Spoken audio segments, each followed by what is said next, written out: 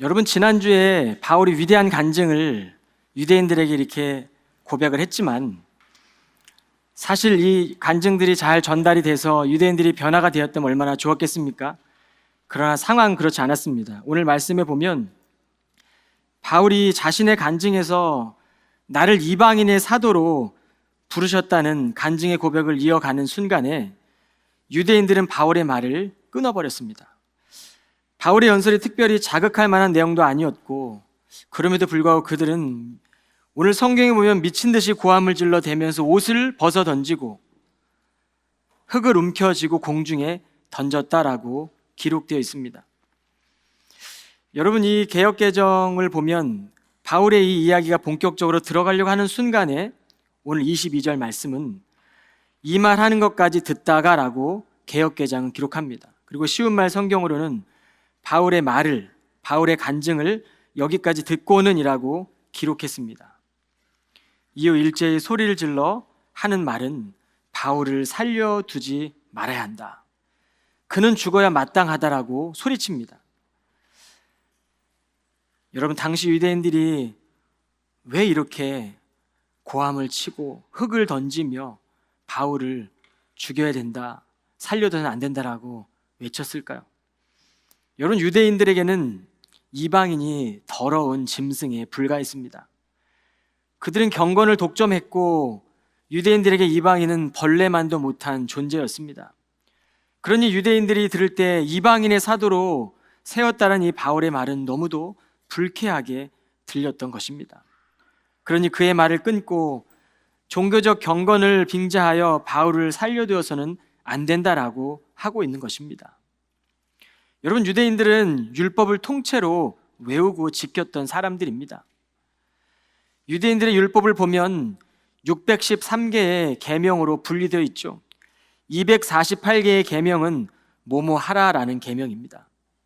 365개의 계명은 뭐뭐 하지 말라는 계명이었습니다. 그들은 율법을 잘 지키면 구원받을 수 있다고 생각했습니다. 그래서 유대인들은 율법만 지키면 되었습니다. 율법을 지키는 형식이 있었는데 율법을 완성하려는 하나님의 마음은 깨닫지 못하고 있습니다. 여러분, 우리의 신앙생활에서도 또 우리의 신앙생활의 관계에서도 마찬가지입니다. 서로를 향한 마음과 사랑이 없이 원칙만 세워놓고 판단하고 정죄한다면 그 관계 속에서는 늘 엄격하고 불편한 일들이 일어나게 됩니다. 22절 하반절에 보면 유대인들의 종교적 행위는 사람을 살리는 것이 아니라 사람을 살려두어선 안 된다라는 것이었습니다. 여러분, 살아계신 하나님께서 사람이 죽어야 마땅하다고 하는 그 완고한 마음속에 어떻게 거하실 수가 있었겠습니까? 그들은 종교적 행위만 있었지 하나님의 본심을 깨닫지 못하고 있던 것입니다. 유대인들에게 하나님은 허상뿐인 하나님이었습니다. 반면에 기독교의 복음은 죽어가는 마땅한 죄인까지 되살려 새 사람을 만들어냅니다. 이것이 유대교와 기독교의 결정적인 차이입니다. 기독교의 믿음은 그래서 실제적 관계입니다. 주님을 만난 사람은 내 안에 겸손함이 없구나. 내가 하나님의 말씀을 66권을 통째로 다 외워도 이 말씀을 지켜낼 힘이 없구나. 이것을 주님 앞에 철저하게 깨닫고 이제는 내가 주님을 따른다라는 것, 불가능하지만 그걸 깨닫게 하시는 그 주님 앞에 붙들림 받고 인도함 받으며 그 십자가 아래에서 영원한 생명을 경험하는 것이죠. 이것이 주님 안에서 새롭게 하시는 복음의 능력입니다. 여러분, 하나님은 태초에 천지를 창조하셨습니다. 하나님의 창조에는 원인과 결과에 의해서 일어난 것이 없습니다. 우리는 원인과 결과, 인과응보의 사상에 매우 젖어 살고 있습니다. 그러나 하나님의 창조에는 인간의 어떤 행위도 담겨져 있지 않죠. 우리가 어떠함 때문에 하나님이 창조하시는 것도 아니고 우리 어떠함이 하나님 우리를 구원하시는 것도 아닙니다. 하나님이 우리를 사랑하셨기 때문에 그 예수 그리스도를 믿을 때 우리는 구원받은 하나님의 자녀가 되는 것이죠. 아무것도 없음에서 있음이 되는 것입니다. 구원은 완전히 새롭게 주어지는 경험입니다. 죄를 따르던 옛 질서를 붕괴시키고 흠이 없는 완전한 사람으로 새롭게 창조하심으로 다시는 사망의 세력이 왕노릇하지 못하게 하는 것이 바로 구원입니다. 그래서 복음은 우리의 겉모양이 아니라 우리의 마음 깊은 곳, 마음 중심을 달라지게 합니다. 여러분 잘 아시는 보네퍼 목사는 테겔 형무소에서 나는 누구인가 라는 시를 썼습니다. 그 시의 일부를 제가 여러분에게 읽어드리겠습니다. 나는 사람들로부터 이런 이야기를 들어왔다. 나는 불행한 나날을 보낼 때에도 마치 승리에 익숙한 사람처럼 침착하고 웃음을 잃지 않으며 당당했다고. 정말 나는 그들이 말하는 바로 그런 사람인가? 새장 속의 새처럼 불안해하고 그리움에 지쳐서 병들고 목을 졸린 것처럼 숨을 쉬려 발버둥치고 사소한 모욕에 분노를 떨고 오늘은 이런 사람이고 내일은 저런 사람인가? 아니면 내 안에 그 두 사람이 동시에 존재하는가? 오 하나님, 내가 누구이든 당신은 나를 아십니다. 당신이 아시듯 나는 당신의 것입니다. 여러분 이 시는 히틀러의 저항 속에서 히틀러에 저항하며 옥중에서 자신을 깊이 바라보며 고백했던 보네퍼 목사의 시입니다.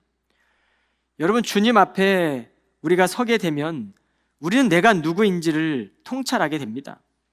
자신이 누구인지 깨닫게 되니까 마음의 중심에 변화가 있는 것이죠. 바울은 율법적 차원이 아니라 완전히 다른 차원에서 그리스도가 내 안에 산다. 예수 그리스도께서 나와 동행하고 계신다는 사실을 바울은 고백한 것입니다. 삶의 목적이 바울은 달라진 것입니다. 여러분 이것은 성경을 문자로 읽는 것과 성경 66권을 다 외우는 것과 다른 의미입니다. 완전히 다른 것입니다. 문자를 뛰어넘어 성경 말씀 가운데 있는 주님의 말씀이 실제적으로 함께 하시는 믿음의 관계인 것이죠. 여러분 예수님의 수제자였던 베드로가 밤이 새도록 수고하였는데 잡은 것이 없었습니다. 그런데 예수님의 말씀에 의지하여 그물을 내린 결과 찢어지게 많은 고기를 잡았습니다. 베드로는 그물에 가득 찬 고기를 보며 욕망으로 가득 찼던 자신의 옛 모습을 자각했을 것입니다. 그는 예수님 앞에 무릎을 꿇고 고백합니다. 주님, 나를 떠나소서. 나는 죄인입니다. 라고 그는 고백했죠. 이것이 주님을 만난 베드로의 첫 고백입니다. 자신의 실존적 모습을 보게 된 것입니다. 예수님께서는 우리를 의인되게 하시려고 스스로 십자가에 달려 죽으셨습니다. 그 주님의 사랑은 어떤 죄인이라도 세상에서 쓸모 있는 사람으로 지금도 만드십니다. 아무리 도덕적으로, 아무리 윤리적으로 우리가 선한 삶을 살았어도 인간은 그 하나님의 거룩하심 앞에 나아갈 수 없습니다. 성경은 의인은 없나니 하나도 없다라고 기록하고 있죠. 거룩하신 하나님이 보실 때 모든 인간은 죄인이라는 사실입니다. 죄가 없으신 예수께서 십자가에 달리심으로 그 죄값을 치르신 것입니다. 기독교는 예수님을 믿는 믿음으로 의롭게 되고 은혜 받는 자로 살아가는 것이죠. 예수님의 부르심에 반응하며 이제는 깨어진 세상을 치유하는 사명자로 살아가게 되는 것입니다. 여러분 우리의 믿음은 지금 어느 자리에 있습니까? 주님의 말씀을 듣다가 멈춰버리진 않았습니까? 아니 듣기도 전에 길을 막고 계시지는 않습니까? 여러분 매사에 주님 말씀을 우리는 들어야 합니다. 끝까지 경주하는 사람이 참된 신앙인입니다. 그날에 잘했다 칭찬받는 성도들이 되어야 될 것입니다.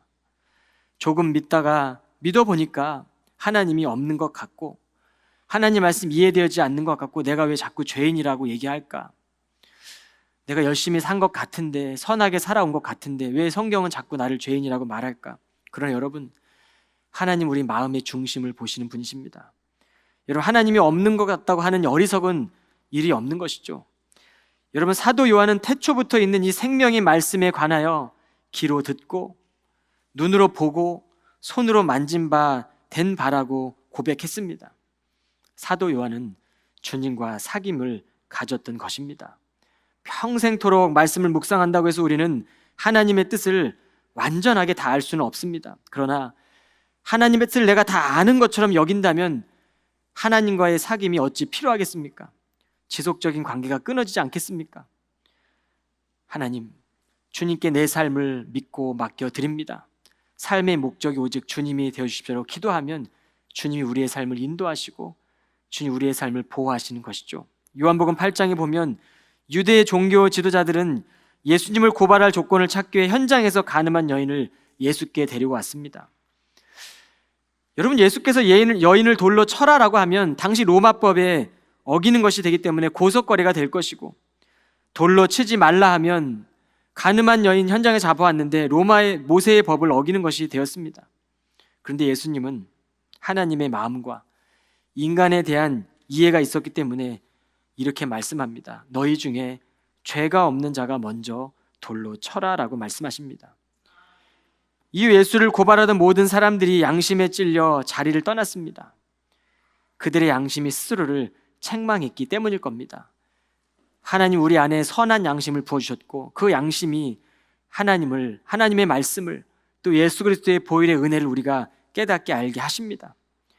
여러분, 현대인들에게 결정적인 죄는 자기 자신을 모른다는 것이죠. 자기 눈에 들보가 있는 줄도 모르고 남의 눈에 있는 작은 티를 탓하고 있는 것이 현대인들의 문제입니다. 오늘날 세상을 보십시오. 누군가 돌로 치라고 외치는 세상 아닙니까? 정치, 사회, 여러 현상들만 봐도 이러한 일들은 빈번하게 세상 속에 일어납니다. 교회 아니라고 이런 일들이 없겠습니까? 살아계신 하나님 앞에 우리의 모습을 제대로 통찰하지 않으면 우리는 살면서 얼마나 많은 죄를 짓고 있는지 깨닫지 못하죠. 자신을 깊이 성찰하지 않고 경건의 모양만 따르게 되면 예수를 고발하려고 찾아온 유대 지도자들과 크게 다르지 않을 것입니다. 예수님은 그들에게 땅에 글씨를 쓰면서 아마 이런 글씨를 썼을 거예요. 형제를 미워하는 자마다 이미 살인하였느니라. 음욕을 품고 여자를 보는 자마다 마음이 이미 간음하였느니라. 이 글씨를 쓰는 예수 그리스도를 보고 그들은 아마 양심 가운데 여러 가지를 느끼지 않았겠습니까? 여러분, 경건의 모양을 하고 있지만 형제를 미워하고 있다면 살아계신 하나님께서 우리 안에 거할 수가 없습니다. 하나님이 보실 때 가슴 아픈 일이죠. 그래서 하나님은 아들인 예수 그리스도를 십자가에 달리시게 했고 우리의 죄값을 대신 치르게 하셨습니다. 하나님의 아들이 죽어가는 것만 하나님은 지켜보셔야 했습니다. 여러분, 우리는 이 시간 예수 그리스도의 마음을 품고 그 마음을 나누는 연습을 세상 속에서 해나가야 합니다. 예수께서는 공의와 사랑의 뜻을 이루기 위해 스스로 죄인으로 여기며 십자가를 지신 것이죠. 공의의 하나님은 죄를 용서할 수 없습니다. 어떠한 죄고도 타협할 수 없습니다. 그러나 사랑의 하나님께서는 공의와 이 사랑의 하나님의 뜻을 품고 예수 그리스도를 보내셨고 그를 십자가에 달려 돌아가심으로 스스로 죄인이라 여기며 예수는 십자가를 지셨던 것입니다. 예수님께서는 여인의 죄를 용서하시기 위해 의인의 권리를 스스로 포기하신 것입니다. 요한복음 8장 10절로 11절에 보면 예수께서 일어나사 여자 외에 아무도 없는 것을 보시고 이르시되 여자여 너를 고발하던 그들이 어디 있느냐? 너를 정죄하던 자가 없느냐? 대답하되 주여 없나이다. 예수께서 이르시되 나도 너를 정죄하지 아니하노니 가서 다시는 죄를 범하지 말라 하시니라. 여러분, 예수께서는 돌로 치러 온 사람들에게도 자신을 성찰하며 돌이킬 기회를 주셨고 현장에서 간음하다 잡혀온 여인에게도 나도 너를 정죄하지 아니하노니 다시는 죄를 범하지 말라고 말씀하십니다. 이것이 바로 기독교 십자가 복음의 놀라운 은총입니다. 예수님께 용서받은 여인은 어떻게 살아갔겠습니까? 매 순간 선택의 순간마다 공경의 자리에 놓여질 때마다 예수님을 기억하지 않았겠습니까? 믿음을 실제적으로 경험하기 위해서 우리는 돌에 맞게 된 여인의 마음을 깊이 이해해 보아야 합니다. 주님께서는 여인의 죄를 자신의 생명과 교환해 주셨습니다. 늘 그 자리에 설 수 없지만 저와 여러분도 돌에 맞는 자리에 서 보셔야 합니다. 그래야 주님의 구원이 얼마나 더 깊은 은혜인지를 깨닫게 될 것입니다. 24절에 보면 천부장은 바울을 병영 안으로 빨리 데리고 들어가라고 부하들에게 명령했다. 그리고 그를 채찍으로 신문하며 사람들이 왜 이렇게 소동을 벌이는지 그 이유를 밝혀내라고 지시했다. 여러분, 당시 유대인의 일상의 언어는 히브리 언어였습니다. 지난주 설교 본문의 내용 중에 3절을 보면 그들이 그가 히브리 말을 말함을 듣고, 그들은 유대인들이죠, 말함을 듣고 더욱 조용한지라 이어 이르되라고 22장 3절은 기록하고 있습니다. 여러분, 바울은 자신의 간증을 전통 유대인들이 하는 히브리 말로 전했습니다. 히브리 말로 전하는 바울의 간증을 유대인들은 잘 듣고 있었죠. 그러나 당연히 로마 천부장은 알아듣지 못했을 겁니다. 그런데 바울을 듣던 유대인들이 갑자기 바울의 말을 끊고 다시 난폭한 군중들로 변하니까 저 바울에게 어떤 문제가 있을 것이라고 추측했던 것이죠. 천부장은 죄를 정하지도 않고 채찍부터 들도록 백부장에게 명령을 합니다. 천부장은 바울을 병영 안으로 끌어들였고 바울을 채찍질해서라도 저자에게 자백을 받아내려고 명령합니다. 그러자 바울은 로마 시민권자인 나를 재판도 하지 않고 채찍질을 할 수 있습니까? 바울 곁에 서 있는 백부장이 그 말을 듣고 얼른 천부장에 가서 보고합니다. 26절, 27절, 28절의 기록입니다. 이 말을 듣고 백부장이 얼른 천부장에 달려가 보고했다. 천부장님, 어떻게 해야 할까요? 저 사람이 로마 시민이랍니다. 그러자 천부장이 놀라워하며 바울에게 와서 물었다. 그대가 정말 로마 시민이요? 바울이 대답했다. 그렇습니다. 천부장이 말했다. 나도 로마 시민권을 가지고 있는데 돈이 꽤 많이 들었어 라고 바울이 대답했다. 저는 태어날 때부터 로마 시민입니다. 여러분, 바울이 회심했던 시간은 AD 31년경입니다. 그리고 이 사건이 있던 때는 AD 대략 62년경입니다. 한 25년에 30년의 시간이 흘렀습니다.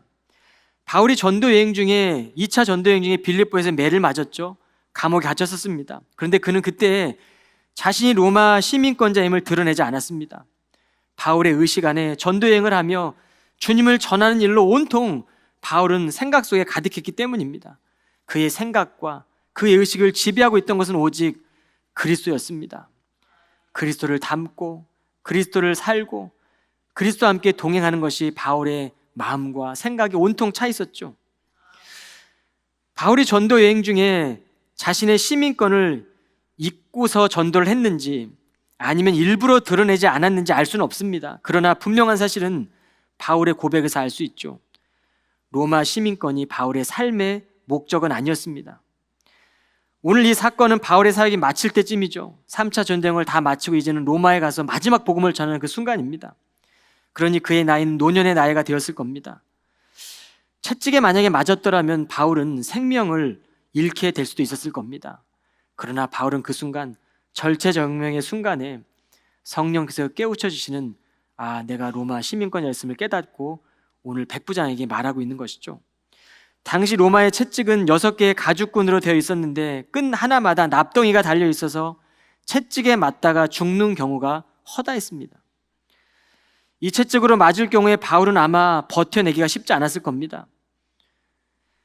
그러나 살아계신 하나님은 바울을 보호하시기 위해서 성령을 통해 생각나고 가르쳐 주셨을 것입니다.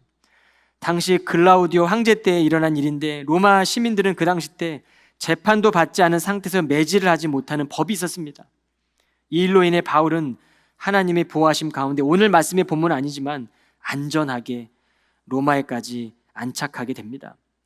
이 모든 일들, 복음을 증거하는 바울에 있는 모든 일들이 다 하나님이 주관하고 계심을 우리는 알 수 있습니다. 로마의 행정구역이었던 다소라는 도시에서 바울이 태어나게 한 것도 살아계신 하나님의 섭리였고, AD 31년경에 다메섹 도상에서 그를 이방인의 사도로 부르신 것도 하나님의 섭리였고, 한평생을 살며 주님 하나 붙들고 온 평생 그렇게 살아내다가 이제 마지막 땅끝까지 복음을 전하기 위해 로마에까지 가기 위한 결정적인 순간에 바울의 생명을 해치기 정도의 그런 위협에 쌓여있는 절체절명의 순간에 오늘 하나님은 바울에게 이 복음의 도구가 되기 위하여 로마 시민권, 이것을 소중한 도구로 사용하고 계신 것입니다. 여러분, 우리는 다 외국에서 살아갑니다. 외국에서 살아가다 보면 영주권과 시민권이 얼마나 우리에게 큰 힘이 되고 안정감을 주는지 잘 알 겁니다. 저도 캐나다에서는 영주권이 있는데 여기는 지금 아무것도 없는 불안전한 신분인데, 그래서 여러분, 저는 유학생들의 마음을 너무나 잘 느끼게 되는 것 같습니다. 오랜 시간 14년을 살면서 시민권과 영주권이 하나님께 있음을 분명하게 경험했고, 또 이렇게 하나님이 뜻하신 바가 있어 미국에 왔고 비자로 있지만 하나님이 또 우리를 안전하게 이끄심을 저는 믿고 기다립니다. 여러분, 그러나 천부장은 이 로마 시민권, 당시 로마 시민권이 있다는 것은 하늘과 땅의 차이였죠. 천부장은 큰 돈을 주고서라도 이 로마 시민권을 획득한 것이죠. 그러나 그것이 해결된다 하더라도 하나님 나라의 백성이 되지 못한다면, 천국 시민권을 얻지 못한다면 우리는 늘 소유와 결핍을 끊임없이 채워가며 자신의 존재만을 증명하려 할 것입니다. 여러분, 천부장이 획득한 로마 시민권은 로마 황제의 사람일 뿐이지 영원한 하나님의 백성은 될 수 없었습니다.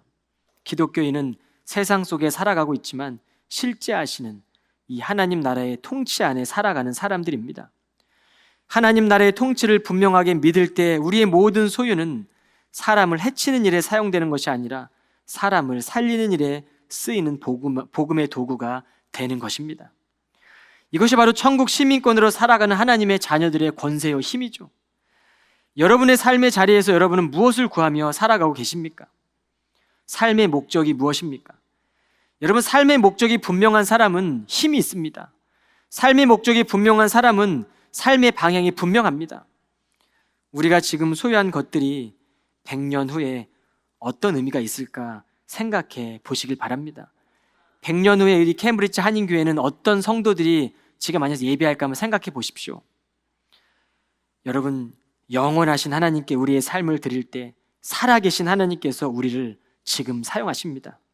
세상 속으로 뚫고 들어온 하나님의 나라는 이미 시작되었습니다. 하늘과 땅을 지으시고 살아계신 하나님께서 실제로 지금도 우리와 함께하고 계십니다. 우리는 지금 여기에서 하나님 나라를 누리는 사람들입니다. 하나님 나라의 승리가, 이 최후의 승리가 오늘도 고난 속에서도 우리의 마음을 평안하게 지켜주는 것이죠. 여러분, 성경은 하나님의 아들을 믿기만 하면 시민권을 그 자리에서 발급한다고 증거합니다. 성경은 천국 시민된 성도들을 가리켜 왕 같은 제사장이라고 증거합니다. 장차 그리스도와 함께 왕노릇 할 것임을 증거하죠. 이뿐만이 아닙니다. 천국 시민된 성도들을 향하여 예수께서는 세상 끝날까지 함께 하시겠다고 약속하셨습니다. 이것이 마지막 고별 설교를 하며 자신이 사랑했던 제자들에게 주셨던 약속입니다. 주님은 떠났지만 또 다른 보혜사가 오고 그 보혜사가 너희에게 생각나고 가르치게 하실 것이다라는 것이 바로 예수님이 떠나시며 사랑하던 제자들이 하신 약속입니다. 여러분, 성령께서는 오늘 우리에게도 가르치시고 생각나게 해주십니다. 예수로 사는 인생은 매일매일 이 가르침을 받고 배워가는 삶이죠. 나를 증명하는 삶의 자리에서 세상의 주인이 하나님이십니다. 내가 드러나는 그 자리에서 오직 이 삶의 주관자가 되시는 분은 살아계신 하나님이라고 우리는 증거하는 사람들입니다. 그 안에서 진정한 평안을 찾아가는 백성들이 바로 예수님의 제자이죠. 하나님을 인격적으로 만날 때 우리의 옛 자아가 십자가 앞에서 날마다 무너짐을 경험합니다. 우리의 목적은 하나이고 우리의 목적은 분명하며 우리의 목적은 선명합니다. 목적을 알고 걷는 사람들은 그 길에서 흔들릴 수는 있지만 쓰러지진 않습니다. 여러분, 하나님의 나라의 백성으로 하나님 나라의 목적을 분명하게 하십시오. 그리고 이 일에 힘쓰시길 바랍니다. 하나님께서 우리의 인생을 붙들어 주심을 믿으시고 주님의 손에 우리의 삶을 맡기시며 살아갈 때 하나님의 나라는 우리의 삶 속에서 더 깊어져 갈 것입니다. 여러분, 한 주도 삶의 이유가 되시고 또 삶의 목적이 되시는 예수 그리스도와 동행하시기를 주님의 이름으로 간절히 축원을 드리겠습니다. 기도합니다. 거룩하신 하나님, 측량할 수 없는 하나님의 사랑을 베풀어 주셔서 참된 목적을 이끄는 삶으로 살아가도록 하시니 감사를 드립니다. 하나님 나라의 이정표를 바로 보게 하시고 하나님 나라의 평안과 기쁨이 저희들에게 임하게 하여 주옵소서. 모든 말씀 예수 그리스도 이름으로 간절히 기도하옵나이다. 아멘.